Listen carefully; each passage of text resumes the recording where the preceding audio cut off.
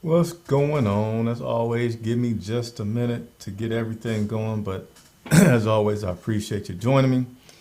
It's time for our weekly question and answer show for the Carolina Panthers. So give me just a second and we'll get into it.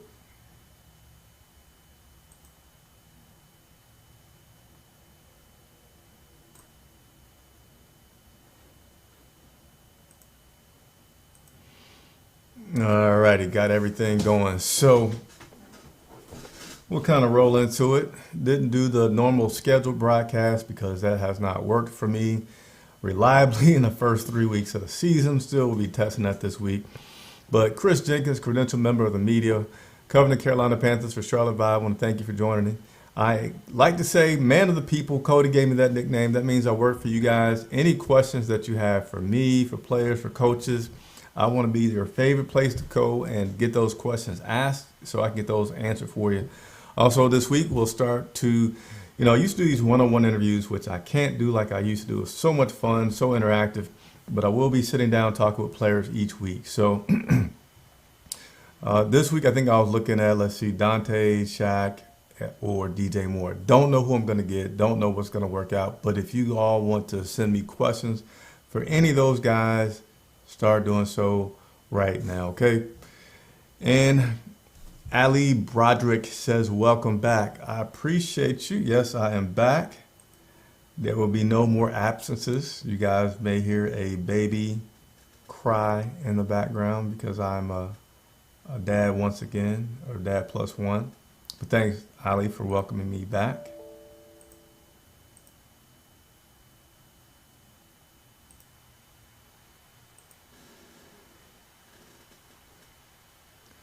Let's see.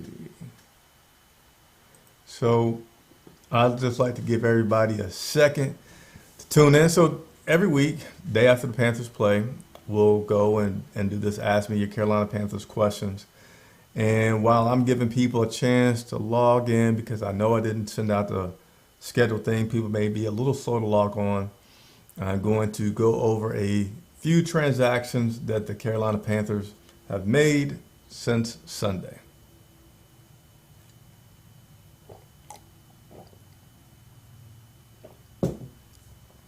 By the way, as you see on the screen, in case you want to get questions asked to me by Twitter, there's a way that you can do it.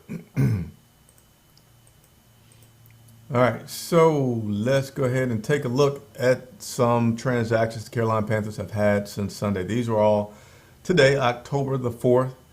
We released guard Michael Jordan. We signed linebacker Kamal Martin from the practice squad. We signed wide receiver Matt Cole to our practice squad. And then we released cornerback Jalen Julius from our practice squad. So again, released guard Michael Jordan, signed linebacker Camille Martin, signed wide receiver Matt Cole, released cornerback Jalen Julius. And if I got any of those names pronounced incorrectly, it's because I don't have the name cards yet for the new people. So there you have it. Give me just a second here. All right, so let me also give you all a few updates from today's press conference with head coach Matt Rule, which Ali should address one of the questions that you put out there, which was you hope it was the offensive line. So what about that offensive line? Today, Coach Matt Rule was asked about changes on that offensive line, and he said that before they even go into evaluating changes, they want to make sure they're doing their job as coaches. Number one, putting these guys in a proper scheme. God of Blackness, man, appreciate you. Man, when am I going to meet you, God of Blackness? You are greatly appreciated. Hadn't talked much about this, but since he just did this, let me just remind you guys that I'm an independent media supported 100% by contributions and you guys patronizing our online store to survive. So if you like the show, number one, you can always just hit that like button. That's a really good way to show me some support. helps me get a larger following, which helps me do more things with the team a lot easier. So please hit that like button if you haven't already done so. The other thing is you can do super chats. God of Blackness just did one, $10. Hey, any amount from $1 to whatever you could want to do helps a lot. It's a not too many of us during the week. It's mostly just me. But on Sundays, it's actually a team of 3 that we have, and we're just a bunch of people that are doing this out of love, but trying to grow. And again, any support that you guys are anytime able to offer is greatly appreciated. So thank you so much. But continue on with the offensive line. Want to make sure the coaches are putting them in a good position to succeed with schemes, and also with giving them tools to, the techniques and things like that to properly play. And so he said, as a coach, you want to make sure that you're evaluating that first heavily and doing that. Outside of that, yes, they always are asking themselves each week, hey, do we have the best guys out here to do the job? So offensive line is no different, and that they're going to evaluate and always try to do things to make sure. Right now they're preparing for Philadelphia, and I was a little shocked to hear Coach Rule say that he hadn't really got into the tape yet for the Philadelphia Eagles. Seems strange, and maybe he could correct that a little bit because, it was Monday afternoon, but I don't know, they had a flight back from Dallas yesterday. But he said he did watch a little bit of the Chiefs game with the Eagles, and they'll start the game plan for them pretty shortly. Ali Broderick, I really, really hope I'm saying your name correctly. Man, you guys are doing me a lot of justice, giving me a lot of big smiles tonight. Another $10 super chat donation. Myself, Lauren, and Julio is the photographer that you guys never see. But if you ever go to our Instagram, Julio is the person that does all the pictures that we take. We don't yet have the budget to travel, so you don't see anything for the away games yet. Probably will travel to the Atlanta game because we have a way to make that happen. But again, thank you so sincerely for any of the contributions that come to help us keep doing what we love to do. I want to ask Coach about the kicker today. I didn't have a chance to, but fortunately another person did. How happy is he with the kicker? And he said that he's really, really happy. Doesn't see any reason to even be considering anything else right now. And that's good to hear. His big concern was when he first came, I believe his last name was Gonzalez. Don't get on me, guys, about that. He wasn't kicking the ball for touchbacks on kickoffs. We weren't having any touchbacks. And he since has gotten that corrected. It's kind of strange to me how you could suddenly go from, not kicking it to the end zone and then kicking it. I mean, I'm grateful for it. But now that he has that done, Rule says that he is not so much needing a guy that can kick a 60-yard field goal. What's more important to him is a guy that can consistently kick the field goal 50 yards and in. And he feels like Gonzalez is there. Now, he did test his limits a little bit this weekend, playing in Dallas, indoor stadium, saw Gonzalez kicking them well in pregame. Felt like it was an opportunity for him to try that 54-yarder. And he actually did certainly have the leg for that 54-yarder. Said it was tipped, but, it came up a little wide left on that kick and was no good, but still has a lot of confidence in Gonzalez. Injury-wise, we did get a little banged up yesterday. I think there's going to be some more information coming out about Shaq Thompson, which is kind of hinting toward him missing some time. I don't have an exact confirmation on that yet, but it is looking like sources are saying that he's going to be missing some time. You also have Cam Irving that is dealing with some things, as well as John Miller. And Coach says they're like a player-centric team, so he has these guys getting MRIs, just love to get guys when they're hurting as much information as he can to let them know what's going on with their bodies. So you can expect some more significant injury updates coming from me on Wednesday when we're able to start getting those first reports of the week.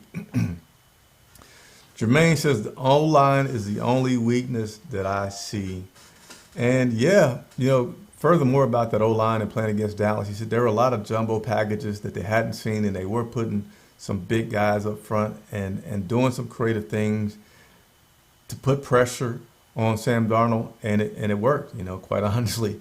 So he says he knows that he's going to see more of that, but it's certainly The onus right now is on the coaches to know that that's coming, think of some more creative schemes and things that they can do to help put these guys in a position to succeed, as well as evaluating talent outside of Bank of America Stadium to see who they can bring in, if anybody, to help with that. But he says, Sam, when he's getting some adequate time, he's not talking about he has to have all day, but when he's getting adequate time, really, really likes what Sam can do.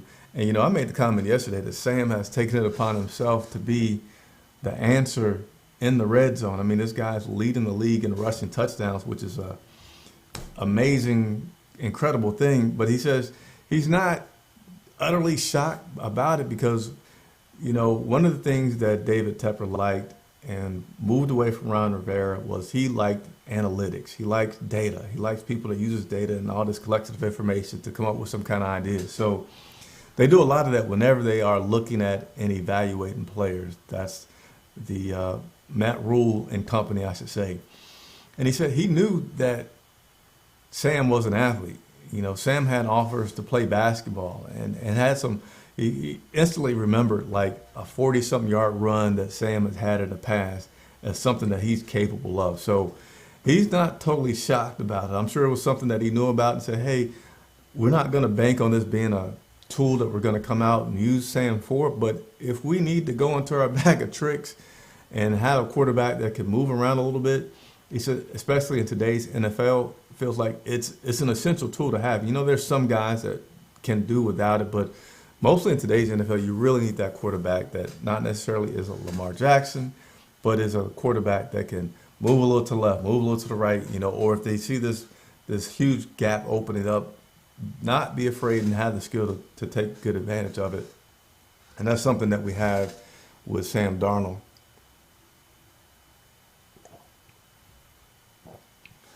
A few other things. Christian McCaffrey, I know I was talking about injuries earlier. Christian McCaffrey traveled with the team, didn't play. We knew he was not going to play. But his status for this Sunday, remains up in the air. He said that Christian is going to try to go and practice this Wednesday and see what he has. So we don't know, other than Christian's always a guy that's in tip-top condition. But getting Christian back would be awesome. My only hope, if we could get Christian back, is that we will see, like if we get him back this week, great. But I want to see an obvious effort to make sure that Christian's not getting 30 carries, not even getting 25. I like to see him closer to about 20 carries on the week if he is, in fact, able to come back for Philadelphia. Don't need to rush him back with his first game back if he is able to do something like that. So I'm here for you guys. Questions, comments, leave them. Again, in the future, I will do more in terms of putting it out there ahead of time about the show so that you can get ready. But I'll just tell you right now, each and every Monday, we don't have any more games that are at outside of a Sunday game. We do have a Sunday 4 o'clock game or two coming up, but unless the Buffalo game could be. But nevertheless, what I'm getting at is Mondays at 7 p.m. Eastern Standard Time will be the day that you can set your clocks, join me, and ask me any questions that you may want about this Carolina Panthers team. And certainly, even if it's about the game the previous night, day before, we'd love to get your questions about that as well.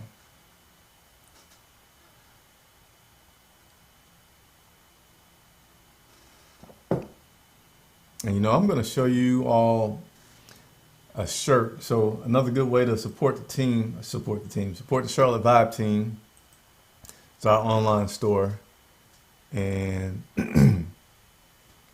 let me see if I can get to it and show you what some of this stuff looks like.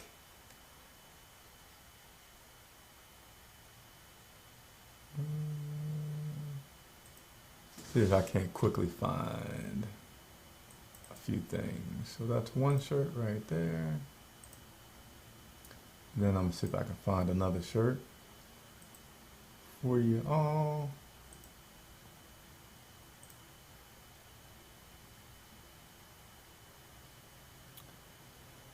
Terrence Jones just asked me about what gate Terrence, give me just a second and I will definitely share with you what gate.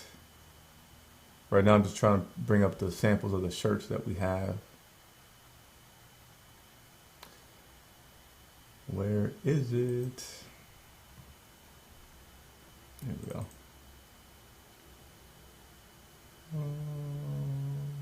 Did I hit the right button? Okay, that explains I didn't hit the right button. That's the Victory Monday shirt. And let me see if I can. I think it's the Northgate, Terrence. Give me just a second. I will definitely address that question for you. Just trying to see if I could quickly find. Nah, I can't quickly find it, so I won't hold you up. But here's one of the shirts that we have for sale on the store.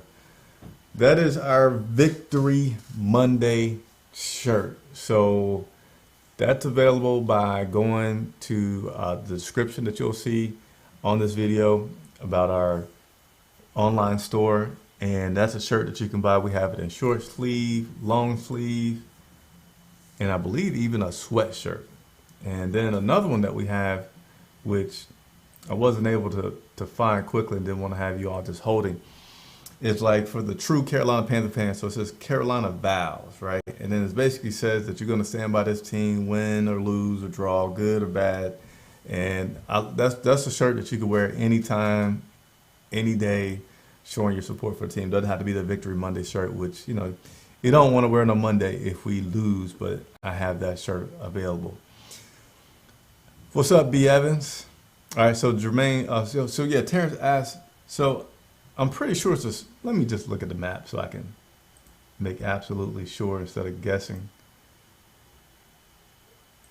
I think it's the Northgate that we're at on Monday. I'm sorry, on games. That's me and Lauren.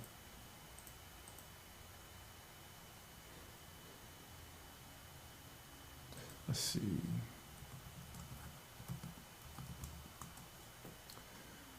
All right, bringing up a stadium diagram at some point.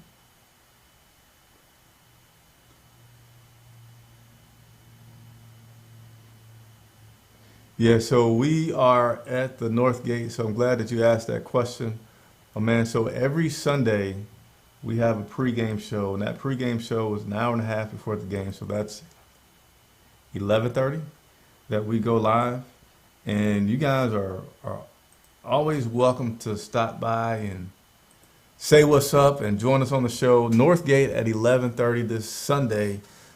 Prior to the Eagles matchup, me and Lauren will be doing our pregame show from the stadium.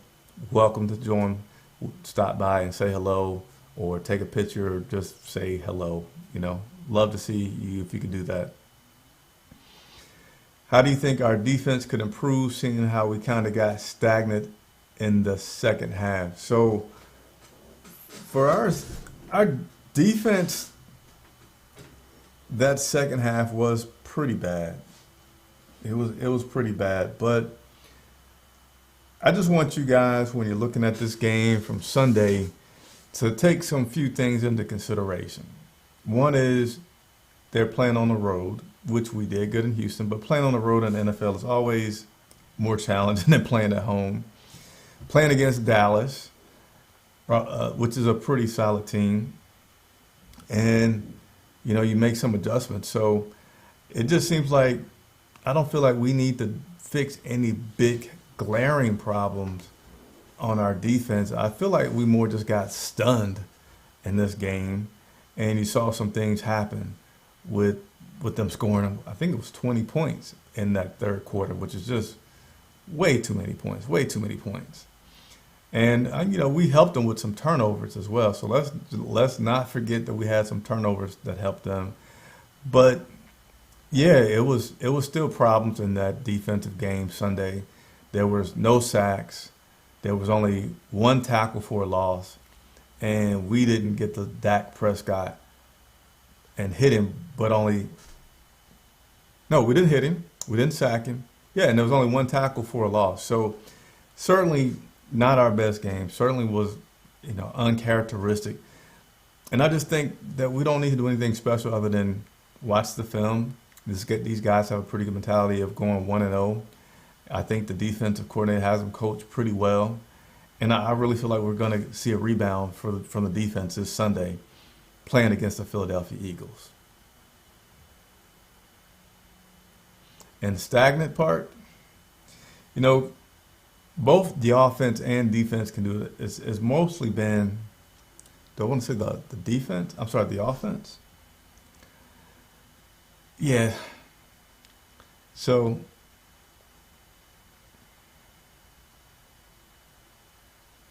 let me move on. Locks Main says the O-line is trash.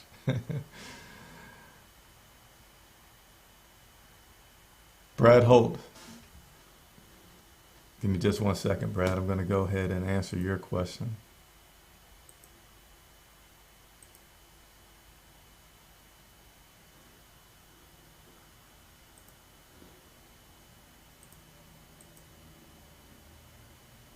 One second, y'all. I'm going to answer Brad's question.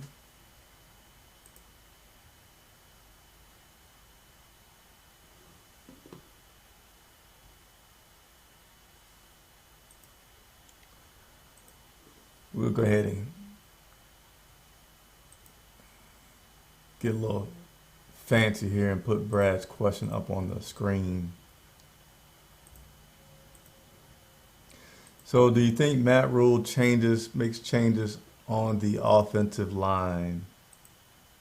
So he was asked that question specifically. I'm not going to pretend like I'm psychic. He was asked that question specifically.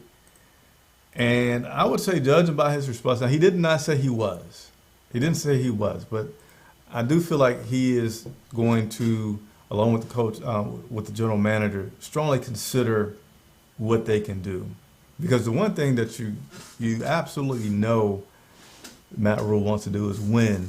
And he knows that he needs to win now. And not that he's about to get fired this season, but, he has a pretty nice contract, and I'm pretty sure he wants to keep it. But he just said that they want to first make sure as coaches they're doing everything they can to help these guys, put them in a good position to win. So do we have schemes to support the personnel that we're putting out there? Are we putting guys out there in the best position to succeed? And if we do have them in good schemes, then are there techniques that we could be working on with these guys to make sure that they are doing the best that person can do?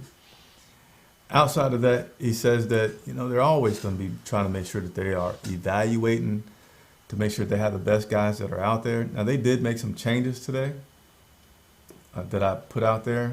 Let me see if I still got that graphic to share with you all. And one of those changes was releasing guard Michael Jordan. He's no longer on the team. And we signed some guys in some other areas. So that's all I can say right now about the offensive line. I'm going to be in the stadium this week, have a chance to do some more digging with coaches and players on that question itself.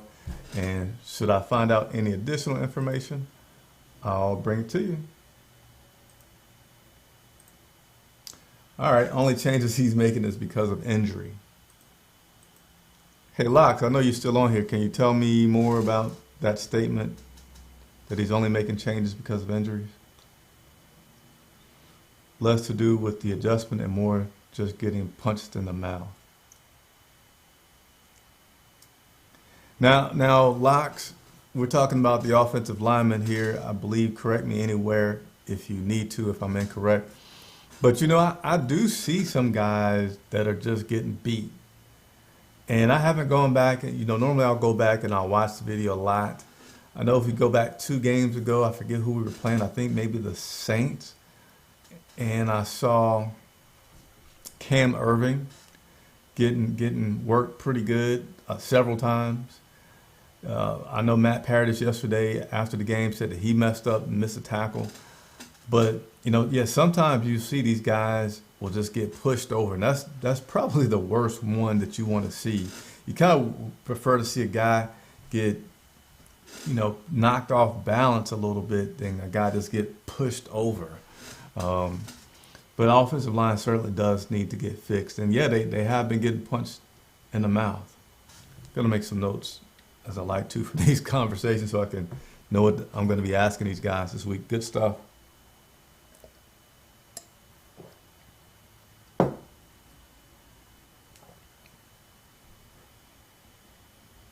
All right.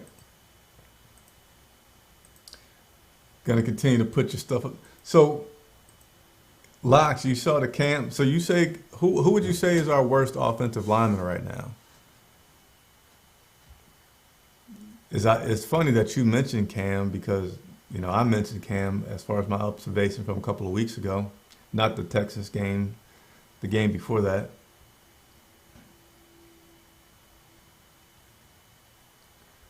Cam Irvin not getting benched. Parrott is not getting benched. Moulton, not Miller, not so the only one who could get benched. So, Locke, let me ask you this. So, you pull these guys out. You bench Parrott, you bench Cam Irvin. Who do you put in their place? You just can't go and bench a guy and, leave that position open. So who do you put in their place if you're benching Cam Irvin, if you're benching Matt Paradis? Okay.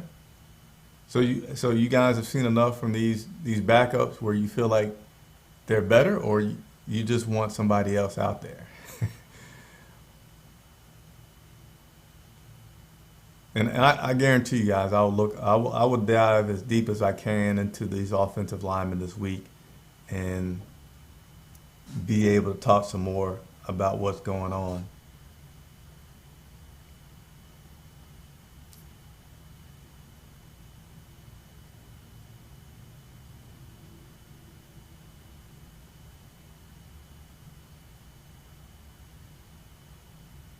All right, but again, I see that you're listing some other players, but my question about those other players is, do you feel like you have seen enough from those other players on the offensive line, or are you just wanting to see somebody else out there on the offensive line?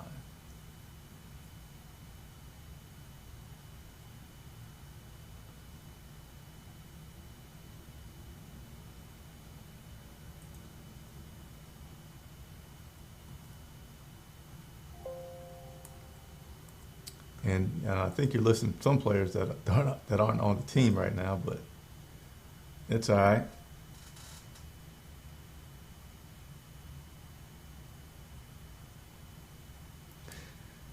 You like to see Tecklenburg. Okay.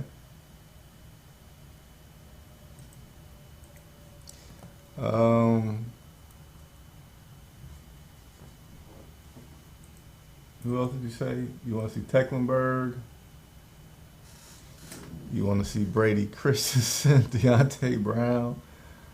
All right, so you're naming all the backups. And you would like to see the rookies play some. Can't be no worse than what's out there now. So, I forgot I still had your old question up there. So here's the danger so I feel like in other positions, you can easily put a rookie out. I won't say easily. I'm not as comfortable just throwing a rookie out on the offensive line, because your offensive line, even though these guys aren't the highest paid is the quarterback and the skill positions. Linemen are starting to get paid a little bit more, but they really are your front line of defense, right? So if you start playing with putting rookies out there on the offensive line, and keep in mind, so who said this?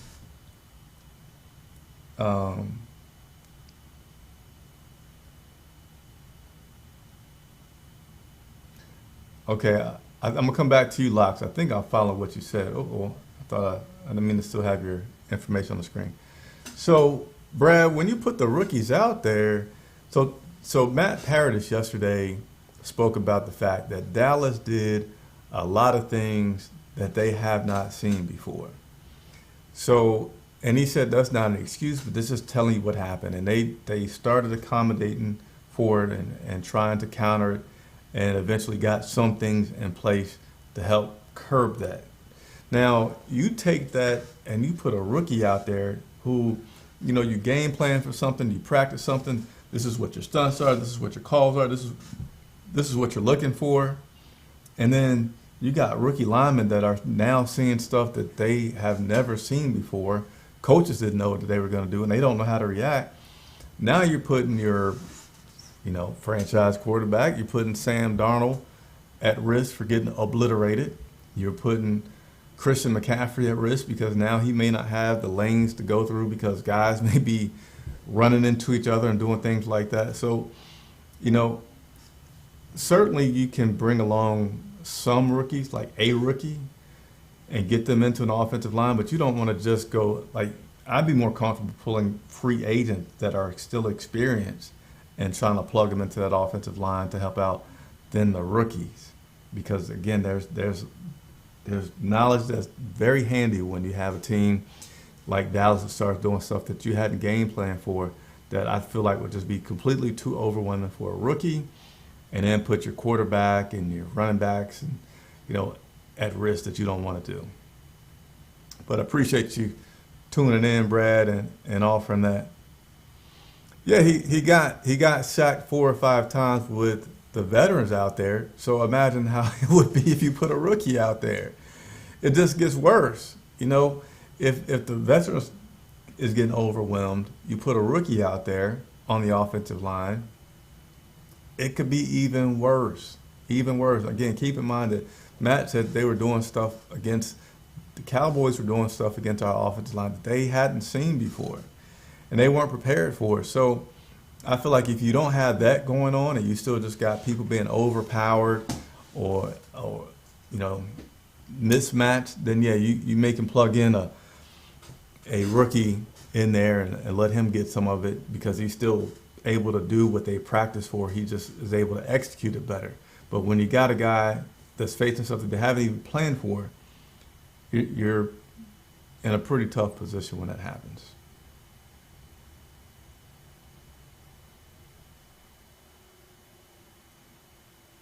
Hey, Lots, can you clarify? I forget because I'm handling a bunch of different conversations. They stuck with the O-line because they paid them. Okay. So, Lots, you're saying that he's not benching anybody. He's not making any changes because he's stuck. Because they got these guys on contract, and you're 4 games into the season, don't have a plethora of people out there to choose from. That would very well be the case, and if that is the case, then yeah, you got to go to what he's saying about scheme and trying to put these guys in a position where they're not going to have Sam so exposed. I mean, heck, there's so many things that if Sam Darnold is showing a little bit of mobility, then I think there's the possibility when it comes to the passing game that you could start to try to implement that into situations to get him sacked less. I mean, he's still going to be on the move. And again, you don't put him out there in a Mike Vick, Lamar Jackson kind of situation, but you just try to do something to maybe give him a quarter of a second more time to get that pass off.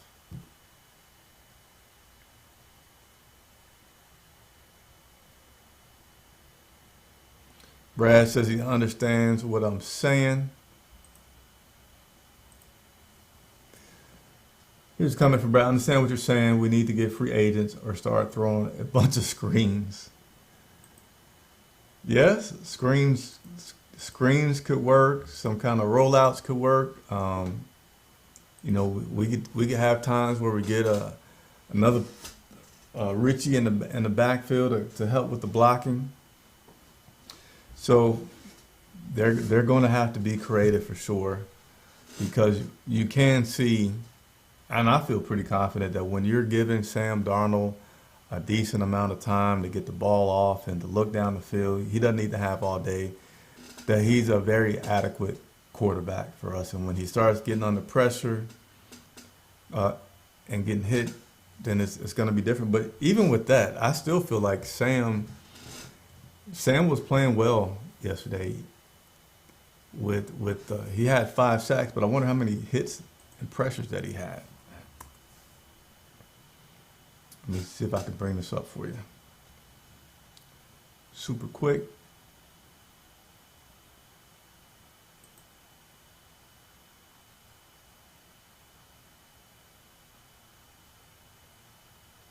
So I know he was hit or sacked 5 times. Let's see how many times he was hit.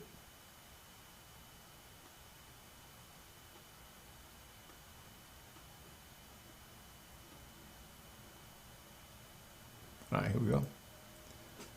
Let me bring this up for you and for me, because I don't know how many times he was hit.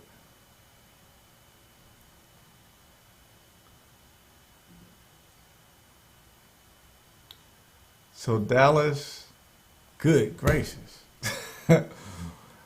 Okay, yeah.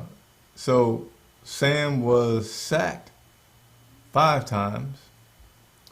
Anybody know how many times he was hit? I know I was looking this up for you. Sam was hit 11 times. Sacked 5 times. Hit 11 times.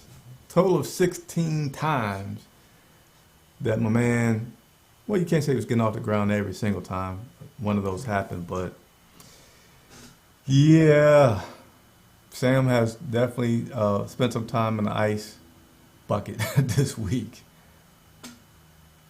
God of Blackness showing some support.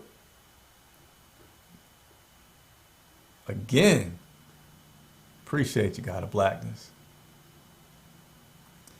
Henderson got worked.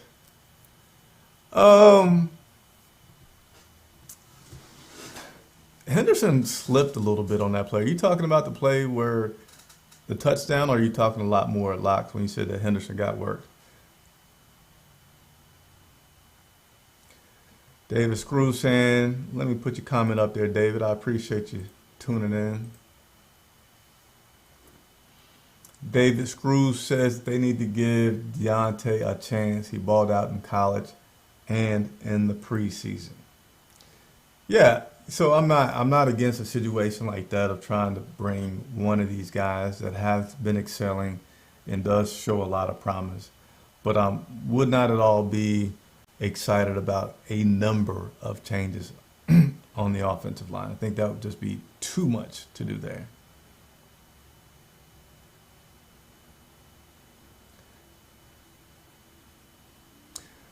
All right, how can we get more production from our second and third receivers?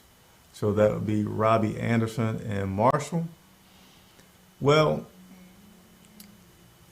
you do like to see production all across the board, but you don't want to force production to somebody who doesn't need it. You know, it's kind of like the same thing with Christian McCaffrey, even though he's coming to a slightly different type of situation because he's starting to get a little banged up, so you do want to start to take his workload or reduce his workload. But when you have, like, both DJ Moore and Robbie Anderson are pretty solid receivers for the Carolina Panthers. Pretty solid guys, right? If DJ Moore is getting open and DJ Moore is doing what he needs to do and he's shining, he's getting over 100 yards, he's not missing any balls, I don't need to sit here and force a ball to Robbie Anderson or force a ball to Marshall or to Zylstra. Hopefully I said his name correctly. I don't need to do that. Why should I do that? Because I got my top guy who's doing top things. But as long as when I call on number 2, number 3, number 4 wide receiver and they are making good plays, I think we're fine. So it's not like DJ Moore is a terrible guy. You know, he'd be a number 2 on most teams. He's not that kind of wide receiver. You know, him and Robbie have been capable number 1 receivers on teams in the NFL. So as long as we're hitting a guy, the ball, it's just a matter of time before the ball goes around to those other guys. As long as those other guys are not dropping the ball and doing good, then, hey, we're okay. And for our guys yesterday, it was pretty balanced. You had DJ Moore with 12 targets. You had Robbie Anderson with 11. So those guys were pretty much neck and neck, even though Robbie wasn't able to connect on several of his. But all the other receivers, pretty pretty much was 100% in their targets. They were all pretty good in their targets. So we still moved the ball around. There was still 1, 2, 3, 4, 5, 6, 7, 8. 8 people that had some targets yesterday. So not too bad, not too bad. All right, so I'm about to round up here. I'd like to do this show for about an hour, and we're getting close to that part, and I'm so anxious to go and play with my little guy. So again, everybody that's still watching, appreciate you watching. Hit that like button, hit that notification so that you can join me live. But every Monday at 7 o'clock, I'm going to go live, taking all of your questions. And certainly this week, you guys have given me a lot of information about the linemen that I'm going to dig into. And, stay tuned for some more reports about that. Again, I plan on, I don't know who, but Shaq Thompson, Dante Jackson, and DJ Moore, guys, I'm going to try to talk to this week. I have no idea where that's going to go. But it could be 3 other guys, but I'm just giving you a heads up. If you want to leave some questions for me to talk with them about, please do so. And I'm going to go ahead and run through these remaining questions. Holding the ball too long. Sam Darnold's holding the ball too long. Yeah. Oh, man, that's a hard one for me because I don't feel like he's holding the ball too long on average. Just like I don't feel like he's forcing the ball down the field too much on average. But yesterday, he did force some into tight spots. But that's also a little bit of what he has in his tool, his bag of tricks. He does have the accuracy. He does have the ability to get the ball into tight spots. So I'm not going to have a cow about that other than saying, you want to continue to see him improve and do pretty well in that area.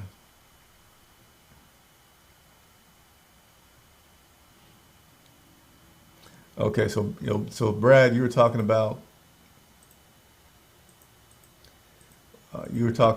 C.J. Henderson yesterday and his play not doing too well. And it was just one play that you're talking about, which I can certainly respect the criticism of that one play.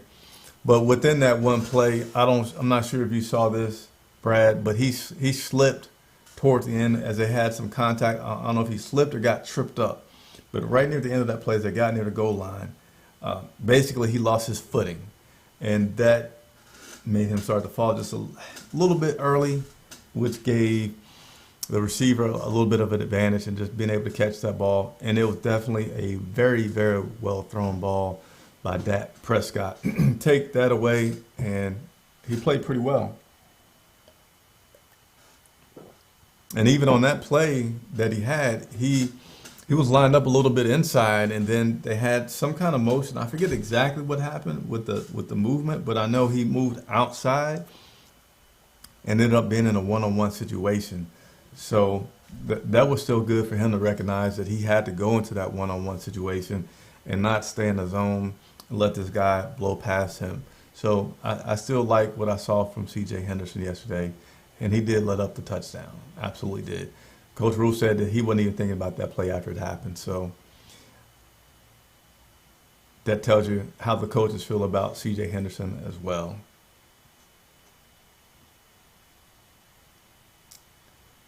Locks in the run defense. Let me go ahead and put these comments up here as I go to round out of these. Run defense got punched in the mouth, but Dak did have 4 TDs passing. He didn't slip, seemed rusty, but didn't play or practice in Jacksonville. He did have something happen with his footing, Locks. If you look back at that, something happened with him physically. Again, I don't know if he got slipped or if he tripped, but something happened where you saw him falling due to some contact prior to the receiver catching that ball. Look back at that. I think you'll see that. Certainly still would like to have it back. Certainly would like to see him stay in a good position and not have that touchdown scored.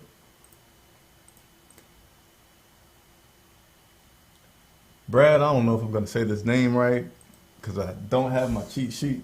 Do I have my cheat sheet? Yeah, I don't have my cheat sheet. Zylstra, hopefully I'm saying that correctly. Zylstra played better than Marshall yesterday. You know, that's going to happen between once you get past your 1 and 2 receivers, your 3, 4, and 5. It's not going to be surprising if you see the 5 play better in the 3 1 week or flop those combinations around any kind of way that you want. But he did have a pretty good game yesterday and had a nice long run that was really good to see. Shelly with a very, very good comment. Receivers will never look good if the quarterback doesn't have the time to get them the ball. Absolutely. Amen. So, hey, that'll wrap us up for tonight. Appreciate it as always. There were tons of super chats tonight. There's, I think, maybe $25 worth of super chats. Greatly appreciate it. Again, we are a fully viewer-supported media outlet. So anytime that you have $1.50 that you can spread over to us to help us do what we do, we appreciate it. If you don't have the ability to do it or don't want to do that, hey, there's still a free way to help support the channel. Just hit the like button. Every time you watch the video, hit the like button.